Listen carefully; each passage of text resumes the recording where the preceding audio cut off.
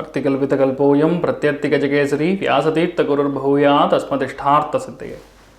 அனைத்து நேயர்களுக்கும் ஜோதிஷ ககேசரி ஆச்சாரியா ஹரீஷ் ராமணன் அன்பான வணக்கங்கள். நான் சொல்லக்கூடிய பலன்கள் எல்லாமே கோச்சாரத்தின் அடிப்படையில் இருக்கக்கூடிய கிரகநிலைகளை வைத்து கணித்து சொல்லக்கூடிய பலன்கள் தான். இது உங்கள் சுய ஜாதங்கள் எக்ஸாக்டாக செக் பண்ணால் இந்த கீழே தெரியக்கூடிய நம்பர்ஸ்க்கு நீங்கள் வாட்ஸ்அப் பண்ணலாம், இல்லை கால் பண்ணலாம். அதற்கான தகுந்த கட்டணத்தை செலுத்திவிட்டு முன் அனுமதி பெற்று எங்கிட்ட நீங்கள் பேசலாம். ரொம்ப முக்கியமான கன்ஃபியூஷன் பார்த்திங்கன்னா, பல பேருக்கு இந்த கோச்சார பலன்கள் நடக்கவே மாட்டேங்குது சார். நீங்கள் சொல்லிட்டு இருக்கீங்க ஆனால் நடக்க மாட்டேங்குது. ஒரு வருஷமே நீங்கள் சொல்கிறீங்க, ஒரு மாதமும் சொல்கிறீங்க ஆனால் நடக்க மாட்டேங்குதுங்கிறது பல பேர் கமெண்ட்ஸில் போடுறீங்க. எங்ககிட்ட மட்டும் கிடையாது, பல அஸ்ட்ராலஜர் பேசுகிறதும் கீழே கமெண்ட்ஸில் எழுதுறீங்க, குமுறுறீங்க. நிறைய பேர் ஆங்ஸைட்டி ஃப்ரஸ்ட்ரேஷனில் நிறைய மெசேஜில் அனுப்புகிறீங்க. ஆனால் ரியாலிட்டி என்னென்னு பார்த்தீங்கன்னா, உங்கள் ஜாதகத்தில் இருக்கக்கூடிய date of birth, time of birth and place of birth. அதில் ரொம்ப முக்கியமான விஷயம் என்னென்னா time of birth. For example, ஒருத்தர் 8 மணிக்கு நான் பிறந்திருக்கேன்னு சொன்னார்னா 8 மணிக்கு பிறந்திருக்கக்கூடிய வாய்ப்புகள் கிடையவே கிடையாது. அப்போ அவர் 7 மணி 59 நிமிஷம் பிறந்திருக்கணும், அப்படின்னா 8 மணி 1 நிமிஷத்தில் பிறந்திருக்கணும். அப்போ தான் உங்களுடைய கிரகநிலைகள், கிரகத்துடைய பலன்கள் ரொம்ப கரெக்டாக அமையும்னு சொல்லலாம். அது நீங்கள் உங்களுக்கு தெரிஞ்சுக்காத வரை உங்களுக்கு இது சொல்கிறது எல்லாமே தப்பு, இது ஒரு கிளாரிட்டி இல்லை, இது ஜோசியமே தப்புங்கிற ஒரு ஐடியாலஜி வந்துடுவீங்க.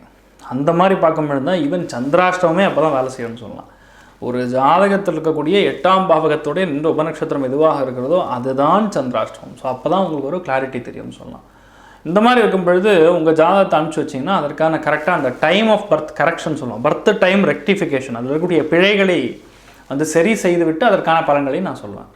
எங்கிட்ட ஜாதகம் பார்க்குறவங்க யாராக இருந்தாலும் சரி, நான் பர்த் டைம் ரெக்டிஃபிகேஷனுக்கு நான் செப்பரேட்டாக அமௌண்ட்டை வாங்குறது கிடையாது. அதுக்கே நான் எங்கிட்ட நீங்கள் கன்சல்டேஷன் பார்க்கும் பொழுது நான் சொல்லக்கூடிய பலன்களே பார்த்திங்கன்னா அந்த பர்த் டைம் இருக்கக்கூடிய ப்ராப்ளத்தை ரெக்டிஃபை பண்ணிவிட்டு அதுக்கப்புறம் தான் நான் என்னுடைய ஜாதக பலன்களையே உங்களுக்கு நான் சொல்ல போகிறேன்னு சொல்லலாம். ஸோ அதனால் நீங்கள் பார்க்கணுன்னு விரும்பினா நீங்கள் அனுப்பிச்சி விடலாம். இதில் ரொம்ப முக்கியமான விஷயம், ஒருத்தருக்குமே இந்த வருடம் எப்படி இருக்க போகிறது, நமக்கு எந்த மாதிரி இருக்க போகிறது, இந்த உலகத்திற்கு எப்படி இருக்க போகிறது, அரசியலுக்கு எப்படி இருக்க போகிறது, கலை இலக்கியம் சார்ந்த நபர்களுக்கு எப்படி இருக்க போகிறது, மெயினாக பெண்களுக்கு எப்படி இருக்க போகிறது, மாணவிகளுக்கு எப்படி இருக்க போகிறதுங்கிற ஒரு ஆங்ஸைட்டி இருக்கும். அதனால் ஒருத்தரும் இந்த வீடியோ பார்க்கக்கூடிய ஒரு நபருக்குமே சரி, அனைவருக்கும் இனிய புத்தாண்டு நல்வாழ்த்துக்கள். 1ஆம் தேதி ஜனவரி 2023 12 மணி 1 செகண்டுக்கு ஆக்சுவலாக நியூ இயர் பிறக்குதுன்னு சொல்லலாம். நம்ம தமிழ்நாட்டை பேஸ் பண்ணியிருக்கிறதுனால நம்ம சென்னையில் இந்த ஷூட் பண்ண போகிறோம். இந்த சென்னையில் காண ஜாதகத்தை எடுத்து அதை தான் கணித்து சொல்ல போகிறோம். பிறக்கும் பொழுதே பார்த்திங்கன்னா சந்திரன் ராகுடைய சேர்க்கை மேஷத்தில் ஏற்பட்டுருக்கு.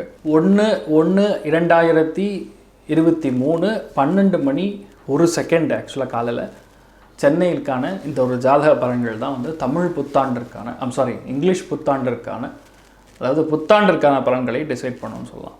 அதில் அஸ்வினி நட்சத்திரம் மேஷ ராசி கன்னி லக்னமாக அமைஞ்சிருக்கு. அஸ்வினி நட்சத்திரம்ங்கும் பொழுது மேஷ ராசியில் சந்திரனுடைய சஞ்சாரம், சந்திரனுடைய சேர்க்கை ராகுடைய வீட்டில் இருக்கிறது செவ்வாயோடைய வீட்டில்.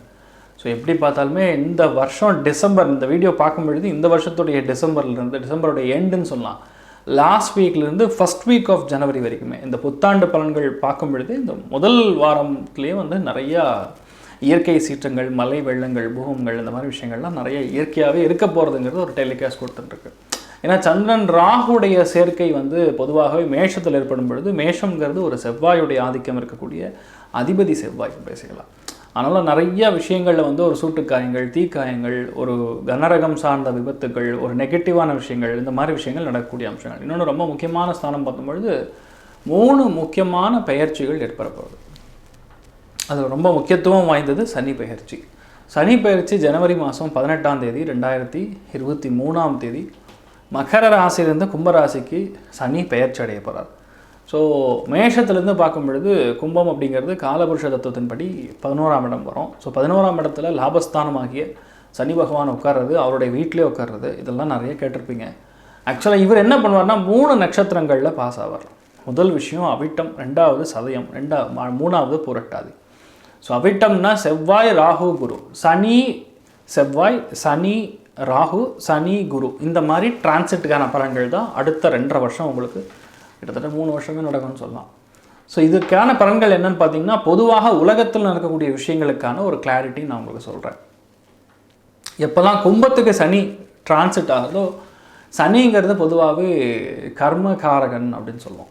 ஸோ கர்மகாரங்கன்னா வேலை தொழில் அந்தஸ்தை நல்லா இம்ப்ரூவ் பண்ணி விடுவார். நல்ல ஒரு வியாபார விருத்தி கொடுக்கக்கூடிய அம்சங்கள் இருக்கும். யாருக்கெல்லாம் பம்பர் ஜாக்பாட் அடிக்க போகிறது இந்த வருஷம் அப்படின்னு பார்த்தீங்கன்னா, 3 முக்கியமான ராசிகள், 3 முக்கியமான லக்னங்களுக்கு அமோகமான ஜாக்பாட் அப்படின்னு சொல்லலாம். முதல் விஷயம் மிதுனம், 2வது துலாம், 3வது கும்பம். அதே மாதிரி கோச்சார பலன்கள் ஆக்சுவலாக நடக்கிறதே பார்த்திங்கன்னா, இந்த 3 ராசிகளுக்கும் 3 லக்னங்களுக்கும் நிறைய நல்ல விஷயங்கள் நடக்கும். சரி, கும்பத்துக்கு வந்து பேசிக்கலாக அந்த சனியுடைய சஞ்சாரம் ஏற்படும் பொழுது தொழில் நல்ல வளர்ச்சி அடையும். டெக்னாலஜி ரிலேட்டட் டெவலப்மெண்ட்ஸ் நிறையா நடக்கும். ட்ரோன் டெக்னாலஜிஸ் வந்து இன்க்ரீஸ் ஆகும். ஹைப்பர் லூப்பு, ஹைப்பர் போலான்னு சொல்லக்கூடிய லேட்டஸ்ட் டெக்னாலஜிஸ்லாம் இன்க்ரீஸ் ஆகும். Research and development, clinical research வந்து இன்க்ரீஸ் ஆகும். அதே மாதிரி ஒரு புதையல் கண்டுபிடிக்கக்கூடிய ஒரு பாக்கியம் பேசிக்கலாக நம்ம திருநாட்டில் இருக்கப்படுது. பாரத திருநாட்டில் இந்த மாதிரி புதையல் கண்டுபிடிக்கிறது, இந்த மாதிரி விஷயங்கள்லாம் நடக்கக்கூடிய அம்சங்கள் இருக்கிறது.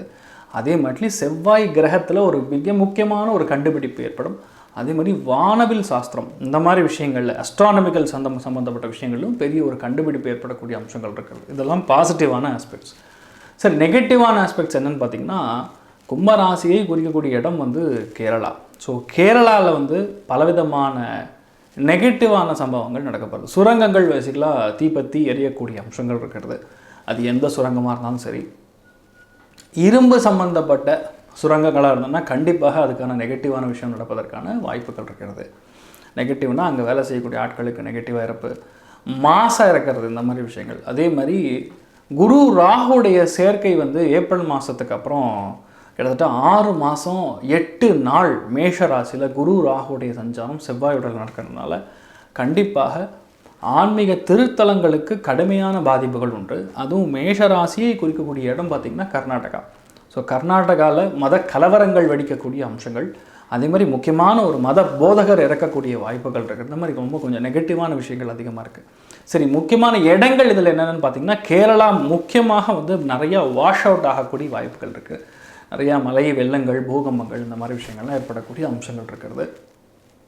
மெயினாக வந்து குருவாயூர் கோவிலுக்கும் சபரிமலை ஐயப்பன் கோவிலுக்கும் எந்தளவுக்கு செக்யூரிட்டி போடுறாங்களோ அந்தளவுக்கு வந்து நல்லதுன்னு சொல்லலாம். அது மட்டும் கிடையாது, ட்ரிவாண்ட்ரம் பத்மநாப சுவாமி கோவிலுக்கும் கொஞ்சம் பாதிப்புகள் வரக்கூடிய அம்சங்கள் இருக்குது, கவனம் தேவை. அதே மாதிரி கர்நாடகா அப்படின்னு எடுத்துட்டோம்னா, கர்நாடகாவில் பலவிதமான பாதிப்புகள் ஏற்படும். கர்நாடகா மட்டும் கிடையாது, இப்போ தமிழ்நாட்டில் மேஷராசியை குறிக்கக்கூடிய இடம் பார்த்திங்கன்னா திருவண்ணாமலை, திருச்செந்தூர். ஏன்னா குரு ராகு சேர்க்கை அப்படின்னாவே திருச்செந்தூரை கனெக்ட் பண்ணோம். ஸோ அங்கே வந்து ஒரு நெகட்டிவான விஷயங்கள் நடக்கக்கூடிய வாய்ப்புகள் இருக்கிறது. தர்மபுரி, சேலம், கரூர், நாமக்கல், இந்த மாதிரி இடங்கள்லையும் சின்ன சின்ன அசம்பாவிதங்கள் நடக்கக்கூடிய அம்சங்கள் இருக்குது. வெள்ளூர் பிராந்தங்கள்லையும் வெள்ளூர் பகுதிகள்லையும் இந்த மாதிரி நெகட்டிவாக நடக்கிறதுக்கான அம்சங்கள் இருக்குது. எந்த அளவுக்கு கவனமாக இருக்கணுமோ அந்தளவுக்கு கவனமாக இருக்கணும். சரி, இதெல்லாம் பொதுவாக பார்க்கக்கூடிய ஒரு பலன்கள். சரி, 3 முக்கியமான பயிற்சிகள் நடந்துட்டு இருக்கிறது. ஏன்னா ராகு கேத்துவோடைய பயிற்சி மேஷ ராசிலிருந்து மீனத்துக்கு ராகு எப்போ போகிறார் பார்த்திங்கன்னா அக்டோபர் மாதம் தான் போகிறார்.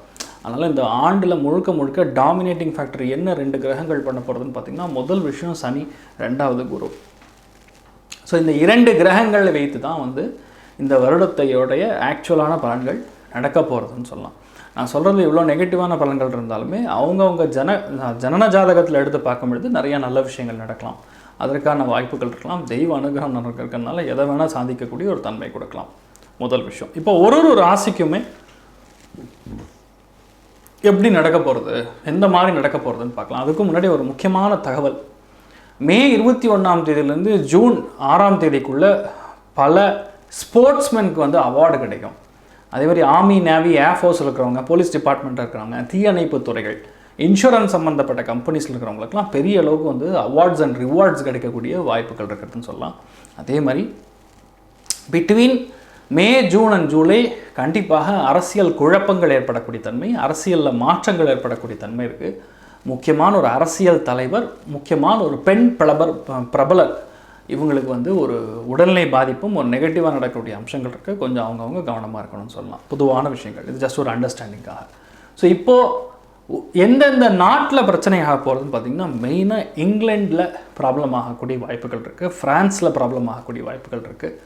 அதே மாதிரி சிசிலி அந்த மாதிரி இடங்கள்லையும் ப்ராப்ளம் வரக்கூடிய அம்சங்கள் இருக்குது. பாலஸ்தீன், லெபனான், ஜப்பான் இந்த மாதிரி இடங்களில் அதிகமான பூகம்பங்கள் வரக்கூடிய அம்சங்கள், இன்ஃபேக்ட் சுனாமி எச்சரிக்கை கொடுக்கக்கூடிய அம்சங்கள் கூட இந்த வருடம் கொஞ்சம் அதிகமாக இருக்குன்னு சொல்லலாம்.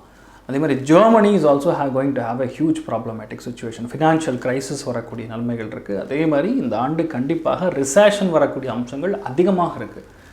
ஏன்னா குரு ராகுவுடைய சஞ்சாரம் எப்போல்லாம் மேஷத்துக்கு ஏற்படுறதோ அங்கெல்லாம் வந்து காலச புருஷ தத்துவத்தின்படி லக்னத்துக்கே பாதிப்புகள் வரும்பொழுது டூப்ளிகேஷன்னு சொல்லுவோம். யாரெல்லாம் வந்து நாத்திகர்களாக இருக்காங்களோ அவங்களுக்கெல்லாம் கை ஓங்கும், அவங்கெல்லாம் பயங்கரமாக நாங்கள் சொல்கிறது தான் கரெக்டுங்கிற மாதிரி. அதேமாதிரி டூப்ளிகேட்டு எதுவுமே நம்ப முடியாமல் ஒரு போலித்தன்மை இருக்கக்கூடிய ஆட்கள்லாம் வந்து பெரிய அளவுக்கு வெற்றி பெறுவாங்க.